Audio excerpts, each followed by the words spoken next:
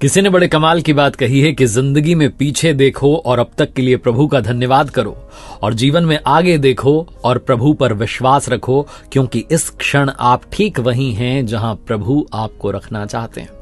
नमस्ते दोस्तों, मैं हूं आरजे कार्तिक। हम में से कई लोगों के दिमाग में सवाल आ जाता है कई बार कि अगर मैं नहीं होता तो क्या होता। हनुमान जी के मन में भी ये प्रश्न, ये शंका आ गई कि मैं ना होता तो क्या होता। हनुमान जी जब लंका में आग लगाने के बाद जब वापस आए और आकर के प्रभु श्री राम के पास पूरा वर्णन बता रहे थे, उनको बता रहे थे कि क्या क्या हुआ, तो उन्होंने कहा कि मैं गया था लंका माता सीता जी से मिलने के लिए। मुझे तो पता ही नहीं था कि ये सब कुछ हो जाएगा, लंका में मैं आग लगा दूंगा, मुझे कुछ पता नहीं था। मैं लंका में पहुंचा तो माता सीता को जो है ढूंढ रहा था कि कहाँ मिलेंगे। मैं थक हार चुका था, तब मुझे वहां पर एक संत के दर्शन हुए।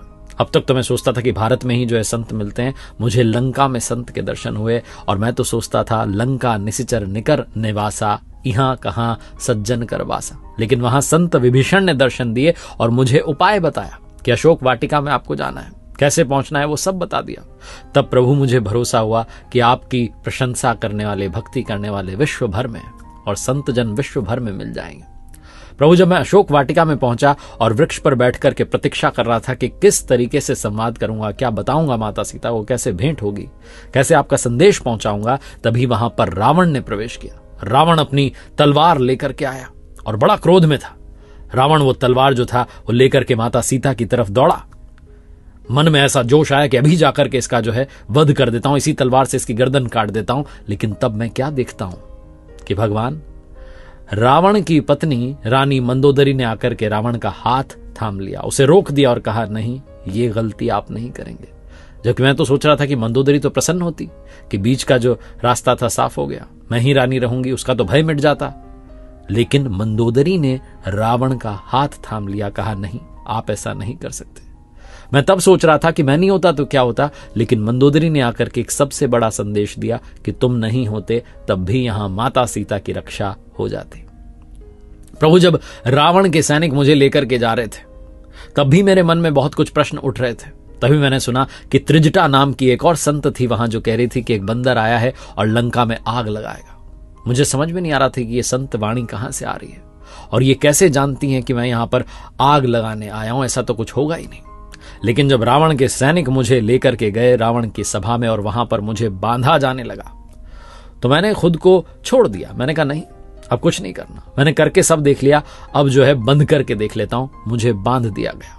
रावण के सैनिक आए मेरी तरफ मुझे मारने के लिए, तब भी मैंने खुद को बचाने का तनिक भी प्रयास नहीं किया, चेष्टा नहीं की, क्योंकि मुझे पता था आपका जो निर्णय है, जो आपकी युक्ति है, जो आपकी योजना है, वो मेरी समझ से परे है।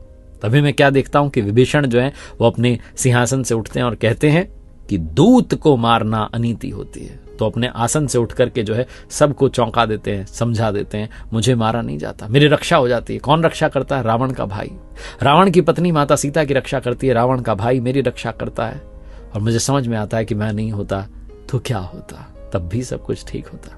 और प्रभु आश्चर्य तो तब हुआ जब रावण ने आदेश दिया अपनी सेना को, सैनिकों को, कि इस बंदर की पूंछ में कपड़ा बांध करके, तेल डाल करके, घी डाल करके आग लगा दो। तब मुझे समझ में आया कि वो संतवाणी त्रिजटा जी ने क्यों कहा था कि एक बंदर आया है जो पूरी लंका जला देगा। मैं तो जलाना ही नहीं चाहता था, मुझे कहां पता था कि कपड़ा कहां मिलेगा, तेल कहां मिलेगा, आग कहां से लाऊंगा, क्या करूंगा, मुझे कुछ समझ नहीं थी। लेकिन प्रभु, मैंने उस दिन समझ लिया कि आपको जो कार्य कराना होता है, आप वो कार्य रावण से भी करा लेते हैं, तो मैं तो वो कार्य कर ही दूंगा। बहुत छोटी सी कथा है, बहुत छोटा सा रामायण का प्रसंग है, जो आंखें खोल देता है और बताता है कि कई लोग जो सोचने लगते हैं कि मैं नहीं होता तो क्या होता, मैं ना होता तो पता नहीं क्या हो जाता। आप नहीं होंगे तब भी सब कुछ ठीक रहेगा, आप हैं तब भी सब कुछ ठीक रहेगा, क्योंकि हम सब निमित्त मात्र हैं। प्रभु ने हम सबको अपने अपने किरदार में भेजा है, इसीलिए ज्यादा सोचना बंद कीजिए। एक बार फिर से वही बात, प्रभु की भक्ति के साथ, ऊपर वाले के आशीर्वाद के साथ, अपनी मेहनत के साथ, अपनों के प्यार के साथ कर दिखाओ कुछ ऐसा कि दुनिया करना चाहे आपके जैसा। याद रखिए, मैंने अपनी ऑफिशियल वेबसाइट लॉन्च की है www.rjkartik.in। कुछ कोर्सेज है वहां पर, जाइएगा और देखिएगा।